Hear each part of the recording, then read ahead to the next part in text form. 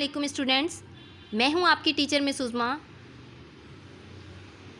और आज हम डिस्कस करने वाले हैं ऐसे प्रॉब्लम्स के बारे में जो स्टूडेंट्स रोज़मर्रा ज़िंदगी में फ़ेस करते हैं। जब एग्ज़ाम्स शुरू होते हैं तो कुछ स्टूडेंट्स को याद नहीं होता और वो बहुत ज़्यादा परेशानी का शिकार होते हैं।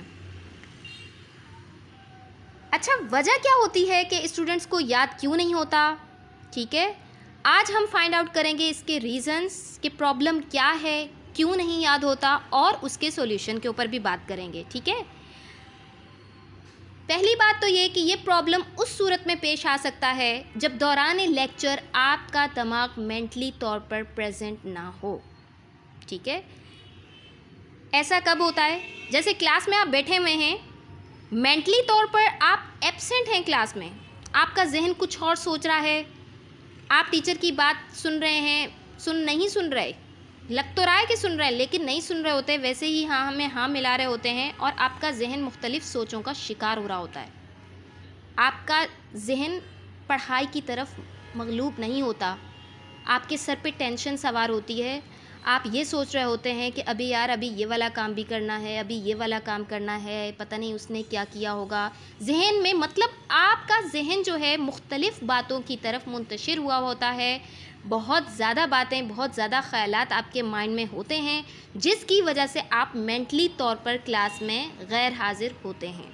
ठीक है, इस वजह से आपको क्यों आपने लेक्चर ही नहीं सुना। जब आपने लेक्चर नहीं सुना, उसको नहीं समझा, तो फिर आपको याद करने में प्रॉब्लम होती है और आप ठीक तरीके से याद नहीं कर सकते। ठीक है, अच्छा, दूसरा प्रॉब्लम ये है कि आपको बहुत ज़्यादा कंपैरिजन करते हों आपके पेरेंट्स या टीचर्स कंपेयर करते हों या कुछ कोई भी इंसान जो है आपको कंपेयर करता हो दूसरे बच्चों के साथ कि यार देखो वो बच्चा तो कितना अच्छा है पढ़ाई में, उसके देखो कितना ज़हीन है, वो तो A1 ग्रेड लाता है और तुम देखो तुम कहाँ हो। यानी कि आपको कंपेयर किया जाता है जिसकी वजह से आप ज़हनी तौर पर टेंशन में रहते हैं।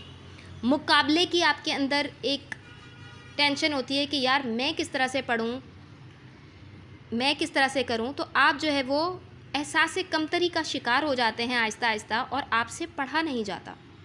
एक वजह तो ये हो सकती है।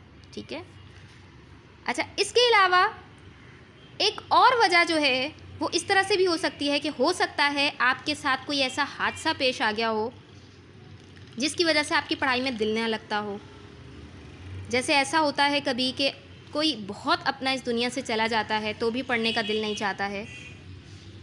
ठीक है, इस तरह के मसाइल का होना, ऐसा हादसा पेश आ जाना जिसने आपके दिमाग को डिस्टर्ब किया हो, मेंटली आप डिसहार्ट हुए हों, आपका माइंड अपनी जगह पर ना रहा हो उस हादसे की वजह से, इस वजह से भी स्टूडेंट्स को याद नहीं होता। आ जाते हैं एक और वजह से।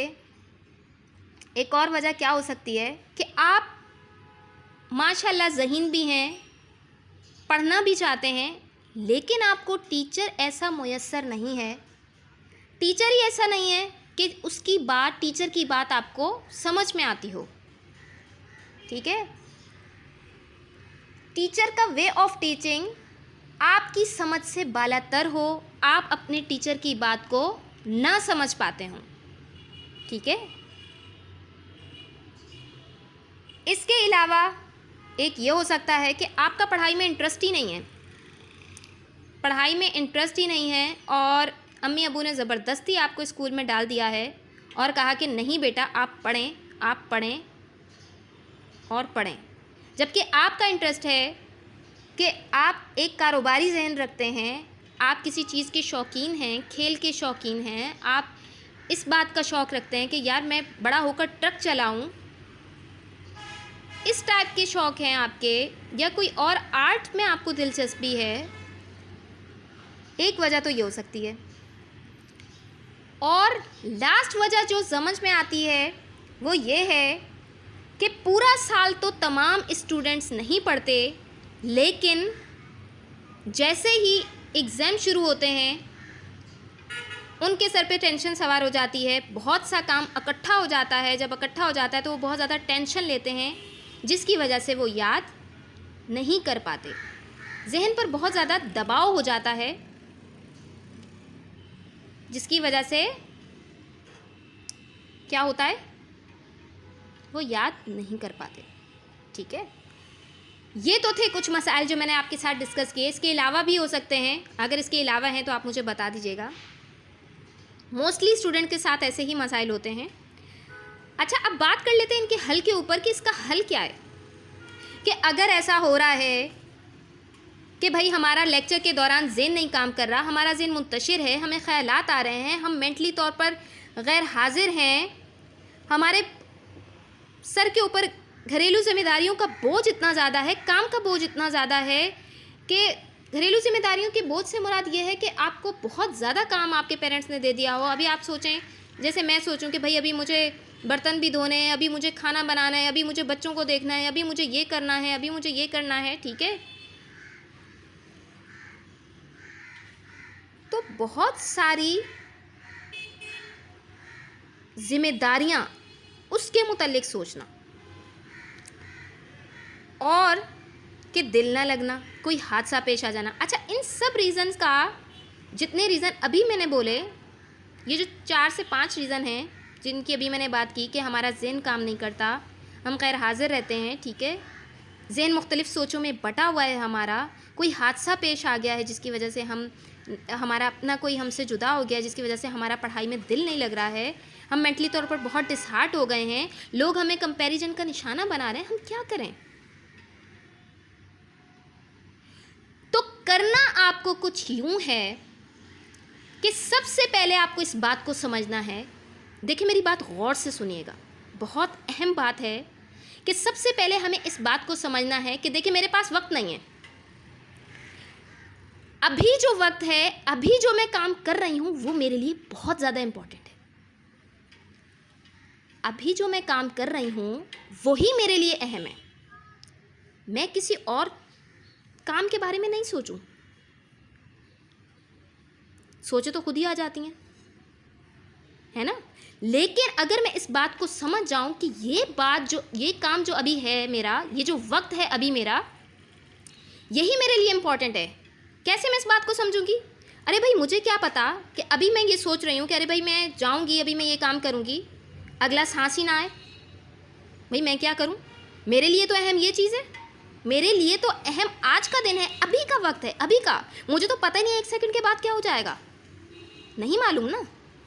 तो अहम वक्त वही है जो अभी चल रहा है, अहम काम हमारे लिए वही है जो अभी हम कर रहे हैं।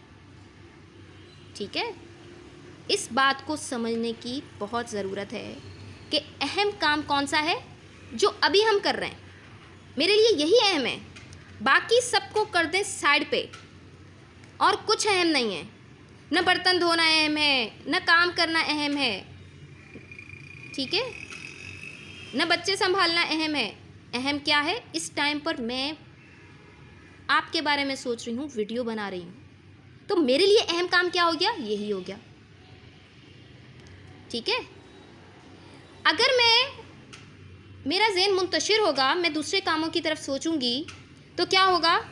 इससे मेरा ये काम भी ख़राब हो जाएगा कि भाई जिस मकसद के लिए मैं ये वीडियो बना रही हूँ वो भी पूरा नहीं हुआ, मैं भूल गई कि यार करना क्या था, है ना। और वो काम तो वैसे ही नहीं होगा जिसके बारे में सोच रही हूँ कि यार मैं उठूँ, मैं ये करूँ।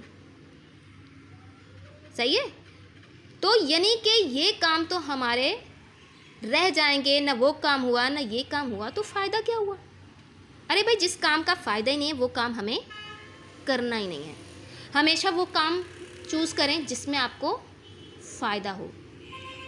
ठीक है, अब ये वो वाला काम नहीं है कि उसमें खुदगर्जी आ गई, खुदगर्जी नहीं है ये। अगर आप अपने अहम काम को, जो अभी आप काम कर रहे हैं वो आपके लिए अहम है, जो अभी का वक्त है वो आपके लिए अहम है। ठीक है, ये इन बातों का हल हो गया। अच्छा, अगर टीचर ही मुयस्सर नहीं है, अच्छा तो फिर हम क्या करें? इसका क्या रीज़न है, क्या मतलब इसका क्या सॉल्यूशन हो सकता है कि टीचर ही अगर नहीं है अच्छा मुयस्सर हमें टीचर की बात नहीं समझ में आ रही तो हम क्या करें? टीचर की बात समझ में ना आने की 2 वजूहात हो सकती है। पहली वजह क्या है कि या तो टीचर बहुत ज़्यादा हाई क्वालिफाइड है और जो आपके ज़हन के मुताबिक आकर नहीं सोच पा रहा, वो अपने लेवल के मुताबिक चल रहा है, वो समझ रहा है कि मेरे बच्चों को सब कुछ समझ में आ जाएगा। हाई लेवल का टीचर है, हाईली क्वालिफाइड टीचर है, ठीक है। एक वो टीचर है कि जो आप इन स्टूडेंट्स के प्रॉब्लम की तरह अपनी प्रॉब्लम्स में घिरा हुआ है और उसने अपने लेक्चर की तैयारी नहीं की है और वो क्लास में लेक्चर देने के लिए खड़ा हो गया है। तो अब जब उसको खुद ही टॉपिक क्लियर नहीं होंगे टीचर को, तो वो आगे बेहतर तौर पर समझा नहीं पाएगा, ठीक है। मेन मकसद कहने का ये है कि अगर उस वक्त को, उस टाइम को अहमियत दी जाए, उस काम को अहमियत दी जाए जो अभी हमारा है, उस पल को जिया जाए जो अभी हमारा है, उस लम्हे को सुकून से जिया जाए जो अभी हम देख रहे हैं, अभी हम कर रहे हैं, तो यकीन माने कोई टेंशन ही नहीं है। सब याद होगा, सब कुछ होगा। अपने जहन को एक नुक्ते के ऊपर फोकस कर लीजिए। अब टीचर मुयस्सर नहीं है तो आप क्या करें? बहुत सारे तरीके हैं। आजकल नेट की दुनिया है, एक से एक आपको वीडियो मिलेगी, आप उनकी सिलेक्शन करें, देखें आपको किसका वे ऑफ टीचिंग अच्छा लग रहा है, आप उसको सब्सक्राइब करें, उसको लाइक करें और उसके लेक्चर सुनना शुरू कर दें। लेकिन अगर आपके पास नेट भी नहीं है तो फिर आप क्या करें? आप अपने से करीब तरीन स्टूडेंट, जो आपकी क्लास में बहुत ज़्यादा इंटेलिजेंट स्टूडेंट हो, जो पढ़ने में आगे हो, क्लास में एक ना एक स्टूडेंट ऐसा ज़रूर होता है कि उसको टीचर की बात समझ में आती है, चाहे टीचर हाईली क्वालिफाइड हो, चाहे टीचर की जो भी ऐसा टीचर अगर मुयस्सर ना हो, अच्छा टीचर जो समझा पा रहा हो, लेकिन कुछ स्टूडेंट फिर भी समझ जाते हैं। आपको कांटेक्ट करना है और उसी स्टूडेंट्स को ढूंढना है, उसी स्टूडेंट को, ठीक है, उसके साथ कांटेक्ट करना, उसको कहना है कि यार तू मुझे बता दे, आप मुझे समझा दीजिए, ठीक है, रिक्वेस्ट कर लें। या वैसे अगर आपकी दोस्ती है तो आप दोस्ती वाले स्टाइल में उससे बात कर लीजिए और जाकर उसके साथ बैठना पढ़ना शुरू कर दीजिए, ग्रुप स्टडी करना शुरू कर दीजिए। अगर कोई ऐसा इंटेलिजेंट स्टूडेंट नहीं है आपके दरमियान कि जिसको सारे टॉपिक आते हैं, तो ग्रुप स्टडी कर लीजिए, आधा आधा बांट लीजिए कि एक टॉपिक मैं प्रिपेयर करता हूँ, एक टॉपिक आप प्रिपेयर करें, एक टॉपिक आप प्रिपेयर करें और हम सब एक दूसरे को समझाएंगे। फिर देखें कैसे नहीं होता, आपका मसला हल, ठीक है।